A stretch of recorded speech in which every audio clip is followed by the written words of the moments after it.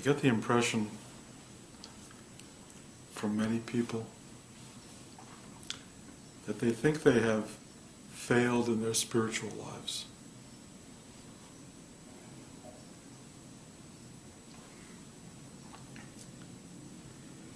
And they think they've failed because they haven't attained some idea of what it means to be spiritual.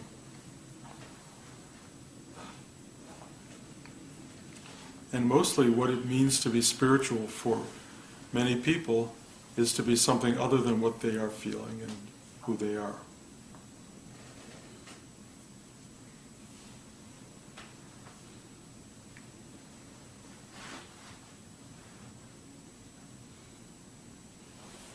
There is a kind of impossibility, I think, in ever attaining something as seemingly mysterious,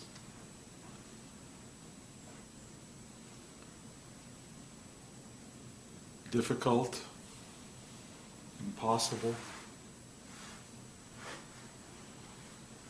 as what most people imagine spiritual attainment represents.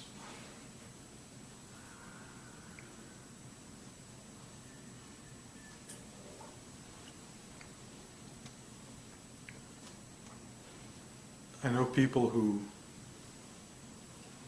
feel sad or depressed, and they can't get beyond it. And they feel, what's wrong with me? Why can't I find this perfect peace and pleasure and sweetness that transcends it all?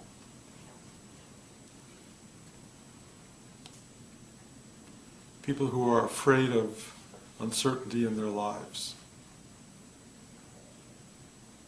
And they go, what's wrong with me? Why can't I just walk around in a state of absolute trust and bliss?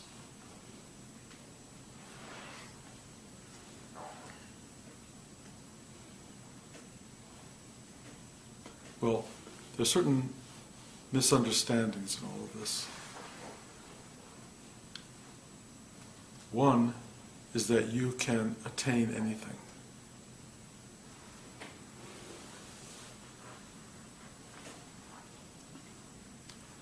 Spiritual work is really not so much about attainment as allowing and being who you are and what you are.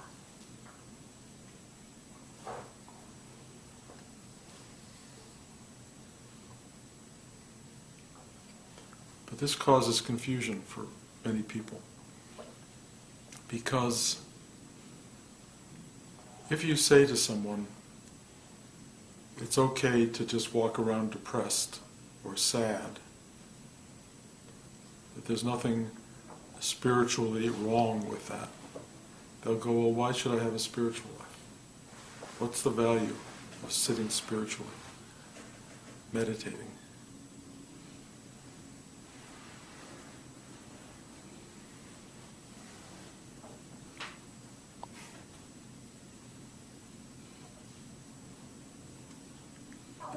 It's a little bit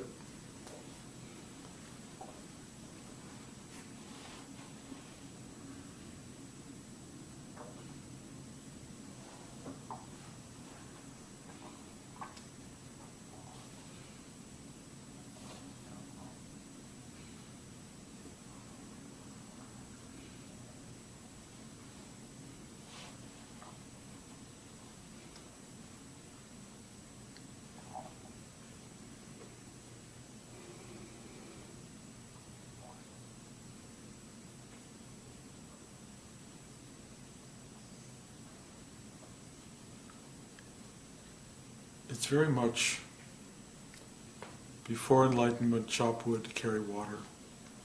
After enlightenment, chop wood, carry water. In both cases, you're chopping wood and carrying water. So what's the difference? One is you're depressed and you're sad and you have no perspective. You have a sense of eternal suffering. You feel you are cut off.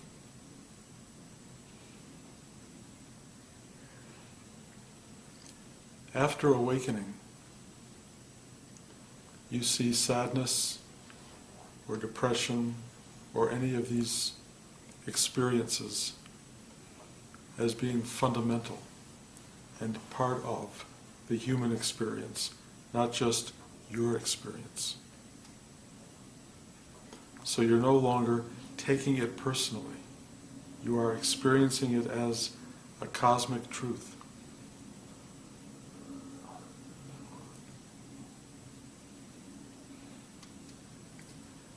When you watch a movie and you see someone suffering and you care about that person, you can feel deep emotion in your connection to them. You cry for injustice.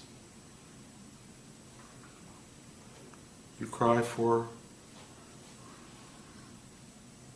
triumph. And it's not yours, it's someone else's. And the reason you cry for it is because there's a universal element in all of us that is what life is all about. It's about deep, deep compassion, feeling, love, connection for all life, not just your own life. You go from being totally myopic and thinking only of your own personal suffering into something that becomes global or universal. And you share in what it means to be alive, what it means to be human.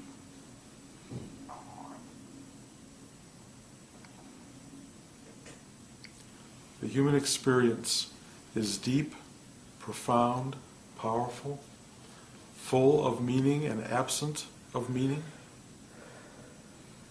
It is deeply mysterious and extraordinarily rich and rewarding. It is all the opposites combined into one complex and simple whole, almost impossible to talk about.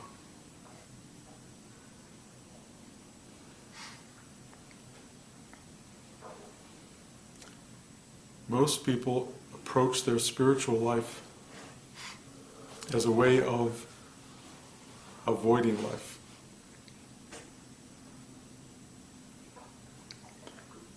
A lot of the things we look toward in spiritual life have to do with detachment and separation, if you will, stepping back from experience, stepping back from life. Finding ourselves in it but free of it at the same time. Here's what meditation does. It allows you to touch, feel, embrace the totality of your personal experience and to go deep, deep, deep, deep, deep into the well of universal experience. So you get to have this extraordinary perspective. You get to live the global and the personal.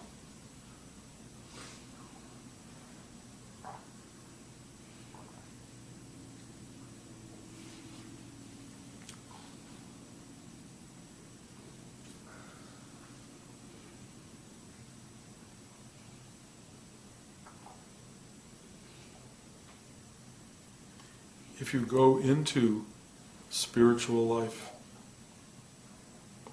to escape life, you will fail because you can't escape it. It's only through the deep and profound embrace of life that you find that which is greater than life.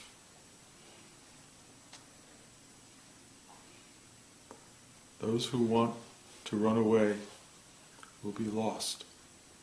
Those who run toward will find. You can't escape being human. You can't. I had 2 emails this morning, difficult emails. Someone who discovered they had cancer. Someone who is out of work and no prospects. And one difficult situation after another. And I totally understand why they would want to run from all of this.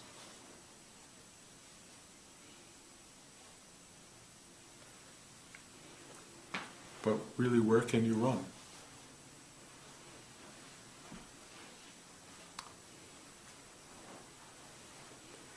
One of these people said to me they went to a psychic, and the psychic said, first of all, they said they don't believe in psychics, but the psychic said, everything will be fine. And they felt better, instantly better. Everything will be fine. And then 2 days later they didn't feel better.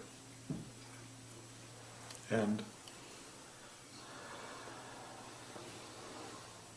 here's the truth, and we've talked about this, everything will be fine, and not fine, and fine, and not fine, and fine again, and not fine.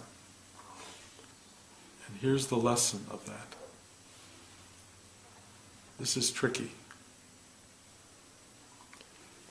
Life is fine and not fine all the time. All the time. Everything has within it light and dark, yin and yang. Everything. The most wonderful moment of your life is seated with a not so wonderful moment. And the not so wonderful moment is seated with a wonderful moment. And they are actually together. Trying to find the perfect moment may happen. You may win the Super Bowl or, the Oscar or whatever it is you may win. But it in no way takes care of the next moment. Within that moment already is the loss of that moment. Within life there's already the loss of life. It comes with the territory. It will end. It will end for everyone. So, how do you look at that? Is that going to be terrible? The end of everything you've ever known? Is it going to be glorious, true ascension into heavenly realms? Or might it be both?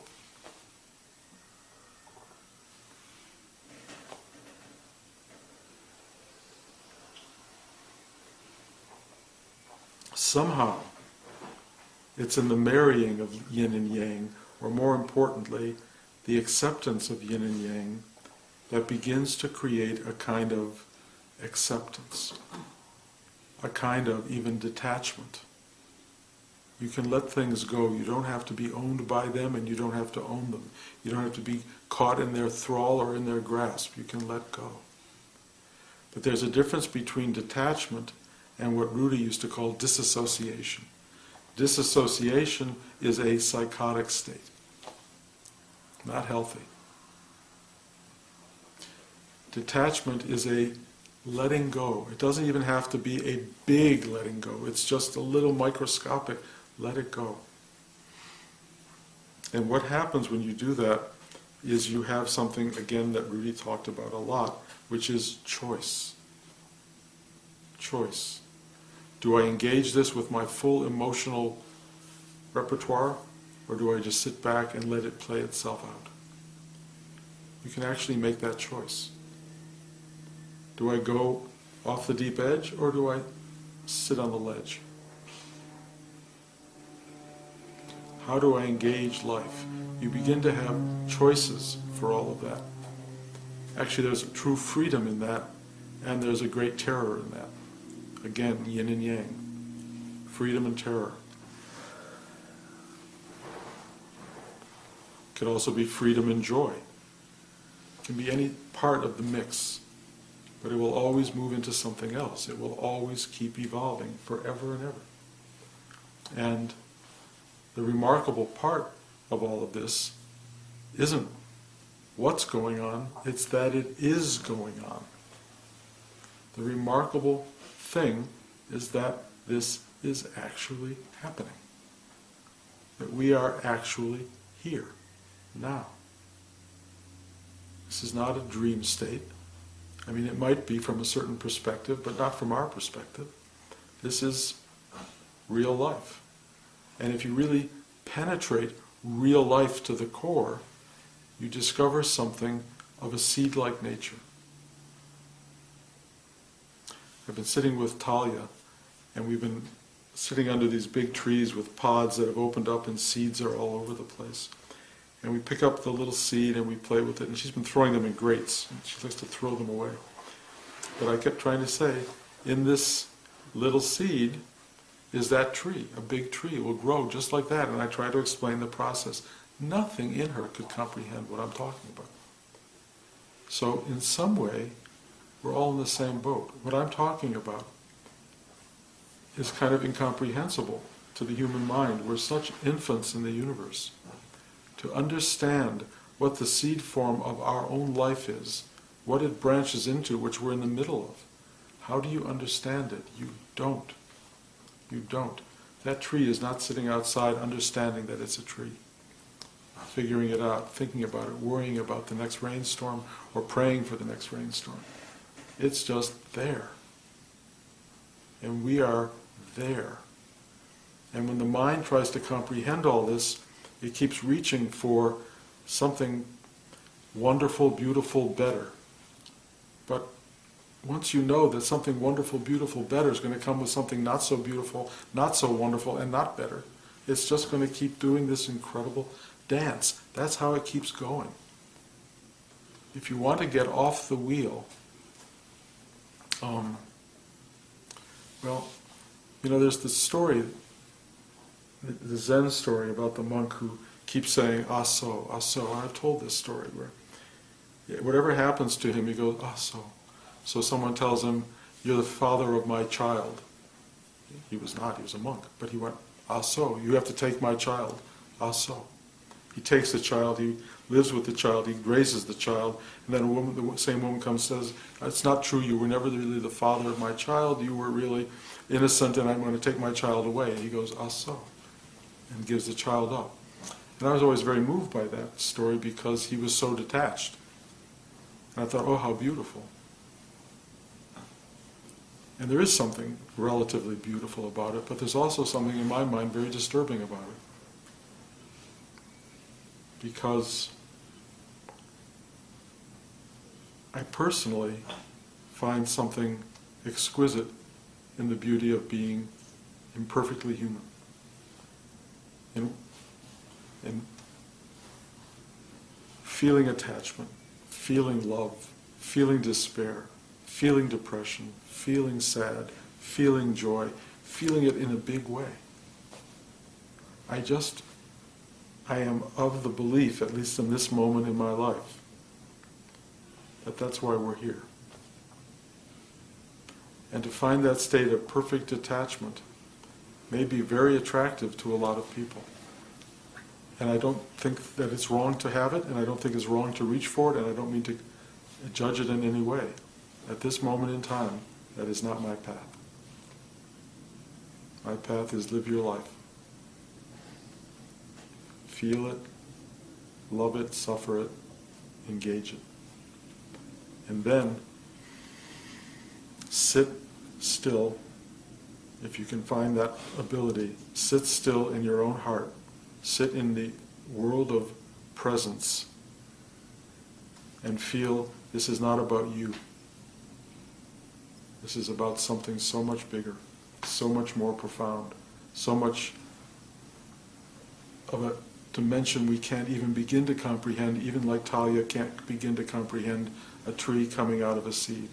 We cannot get it. We cannot figure it out. It's not necessary to figure it out. You are that very state of being. That's what we are.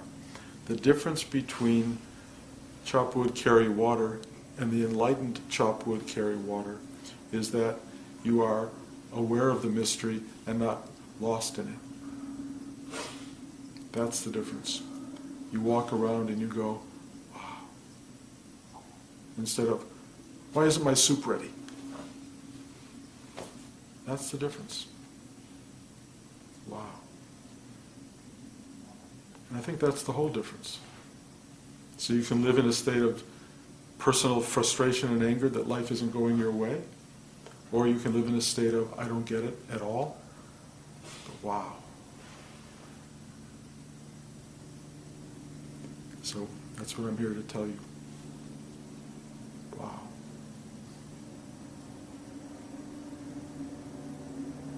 Any questions? There's a gentleman here that has a license plate that says "Be Sacred" on it, and I was following him to class today. And I found myself thinking about that because I had never thought about what it means to be sacred, so I'm curious to know what you think that means. Well, it means a number of things, I think. One is trying to convince your ego mind that you should be sacred, that there is an activity you can engage in, maybe a meditation class, that will make you sacred, or the realization that you can't be anything but sacred, to just live in sacredness. So it's kind of what side of the coin are you on? To live in sacredness is just to be aware that you are living in sacredness. That's what this is. Or let's put it sacred and profane together, which is somehow transcendent of sacredness. That's what this is.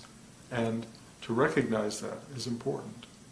The idea that being sacred would separate you from life is the illusion. If you think being sacred will make you holy and special and beautiful and wonderful while everybody else is out there being horrible, well, maybe. But my experience of people who are dressing the dress and wearing the robes and doing all of that stuff,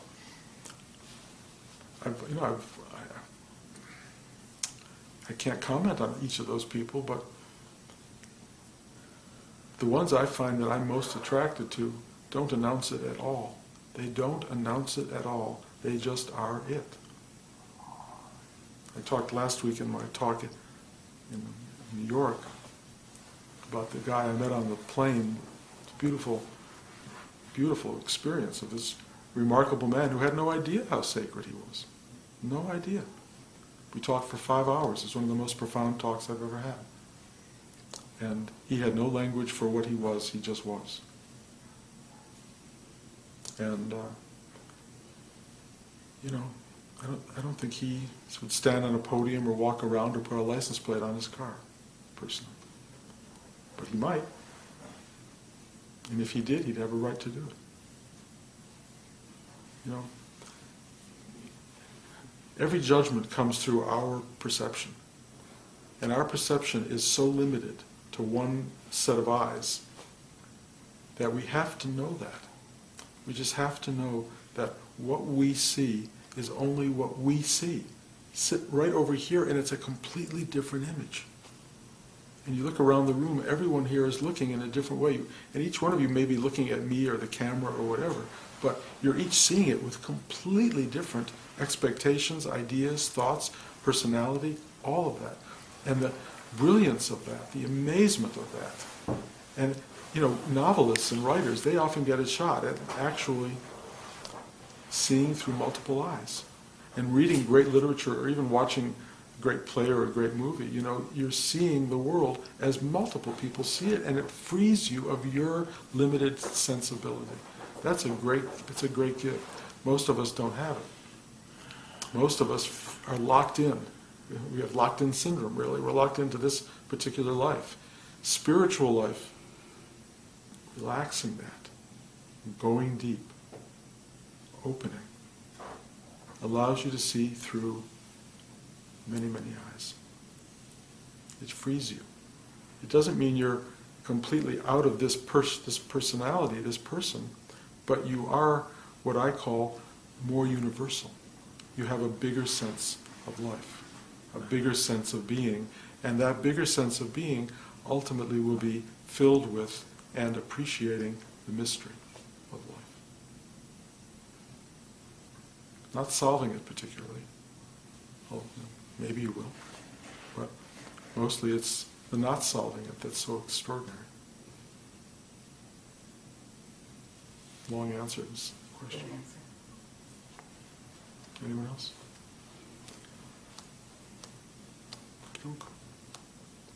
Till next time.